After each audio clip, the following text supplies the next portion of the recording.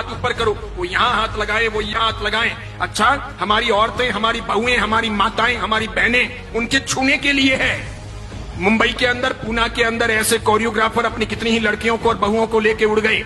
इधर एक शादी हुई, उधर दूसरी शादी टूटी। वो कोरियोग्राफी करने के लिए रोज उस शादी के फंक्शन के लिए आता था। महीने भर तक उन्होंने घर की महिलाओं और बहुओं को सब सिखाया। उसी के अंदर एक बहू के साथ प्यार हो गया, इधर शादी निपटी। सेकेंड डे सवेरे वो इस बहू को लेकर रफू चक्कर हो गया, शादी कर ली उसने। समझ रहे हो आप? ये चीजें होगी। साड़ियां भी खुद पहननी सीखनी चाहिए। कोई फैशन डिजाइनर हमें साड़ी पहनाने आए और वो मर्द हो, अच्छा, वो यहां तक हमें छुए और उसके साथ में हमारे घर का भाई हस्तमिलाप करेगा। सारा दिमाग खराब हुआ है क्या? क्या जरूरत है ऐसी? दादियों से पूछो, उनको किसी ने छुआ था क्या? मम्मियों से पूछो, किसी को छुआ था क्या? छूने दिया था क्या? अच्छी बहनों को कोल्हापुरी पहन के रखना चाहिए, तुरंत बाहर निकलना चाहिए, एक लगानी चाहिए, कम से कम 2 दांत तो बाहर आ जाने चाहिए। नहीं आते हो तो मुझे को, मैं सिखाऊंगा आपको कैसे दांत बाहर निकालने चाहिए। इसीलिए अब ये अट्ठाई, ये ओली, ये सिद्धि तप, ये पलितना की यात्रा, ये नव्वाणु, ये उपध्यान तप पहले बंद हो। वो करें जिनको ये सब ना करना हो, जिनको डांडिया खेलना हो, जिनको कोरियोग्राफर को यहां सब हाथ लगवाने हो, इस प्रकार के नाच करने हो। अभी मैंने कुछ वीडियो देखे हैं जिसमें 65 साल 70 साल के दादा और दादी डांस कर रहे हैं, 70 साल के, फिर 45 साल के पप्पा और मम्मी वो भी डांस कर रहे हैं। किसके लिए? बिटिया की शादी है उसके लिए। शोभा देता है। 65 साल 70 साल के दादा और दादी डांस करें, अच्छा लगता है। अब टांगे तो कब्र में लटकी है और डांस करना है, कोई मर्यादा है या नहीं? अच्छा, डांस नहीं करने से शादी अच्छी नहीं होगी क्या? एक वीडियो नहीं बनेगा तो काम नहीं चलेगा क्या? क्या गंदी फिल्मों की धुनों पर दादा दादी को नचाना ही जरूरी है? कई सारे समाजों ने प्री वेडिंग शूट भी बंद कर दिए। पुरोहित समाज ने पाली के उस घोषणा पत्र के अंदर यह भी किया कि हमारे समाज के अंदर दूसरों की देखा देखी कोई प्री वेडिंग शूट नहीं होगा, कोई आवश्यक नहीं है। वेडिंग के बाद यानी शादी के बाद आप आराम से घूमो, आपका काम करो, लेकिन ये शुभास्पद नहीं है। ये सब फिल्मों से, सीरियलों से आया है। क्या दिखाना है?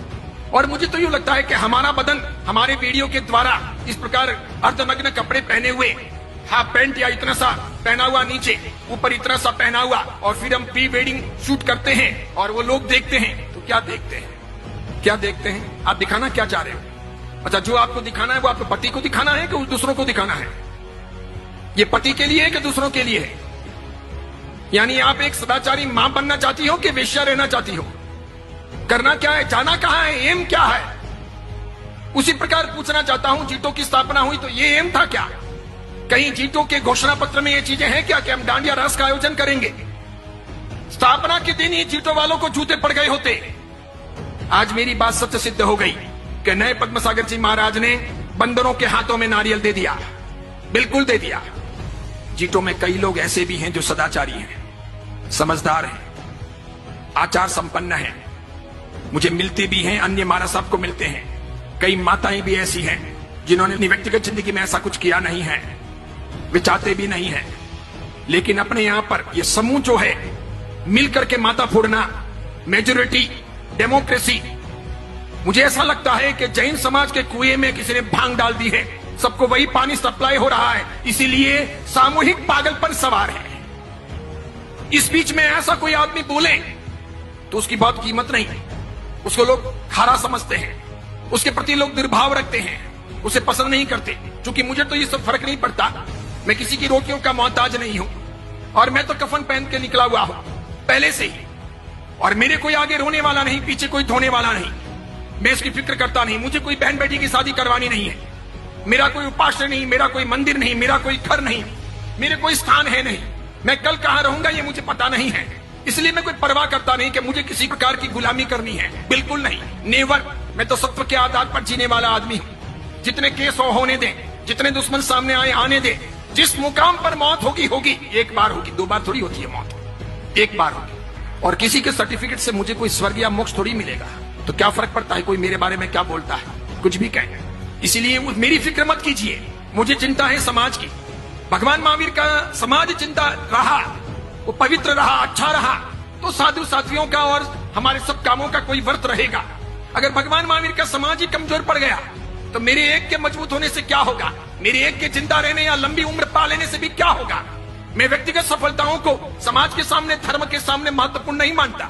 मेरी व्यक्तिगत सफलताएं कितनी भी हों, अगर वो व्यक्तिगत सफलताएं मेरे समाज के लिए, मेरे धर्म के लिए उपयोग में नहीं आती है तो मेरा जीना हराम है। फुकट की रोटियां खा करके कोई मतलब नहीं है।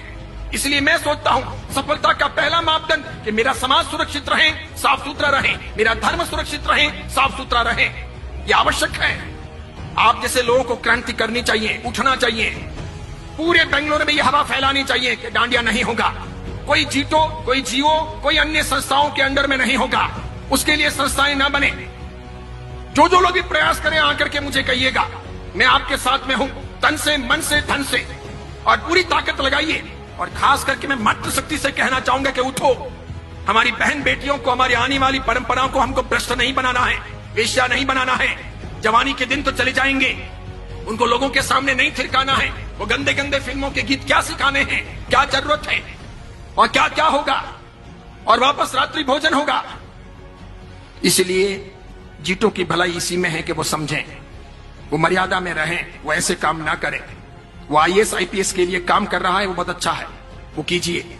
एजुकेशन के लिए, साधर्मिक भक्ति के लिए, मेडिसिन के लिए, या फिर साधु साध्वी के वैयावच यानी श्रमण आरोग्यम के लिए जो काम कर रहा है वो अच्छा है, बहुत बढ़िया है। इसके लिए वे अभिनंदन के पात्र हैं। लेकिन ये जो काम किया जा रहा है, इसमें जो लोग भी लगे हुए हैं, बस इसी में शान है कि चुपचाप पीछे हट जाएं, ना करें। इसका अंजाम अच्छा नहीं होगा।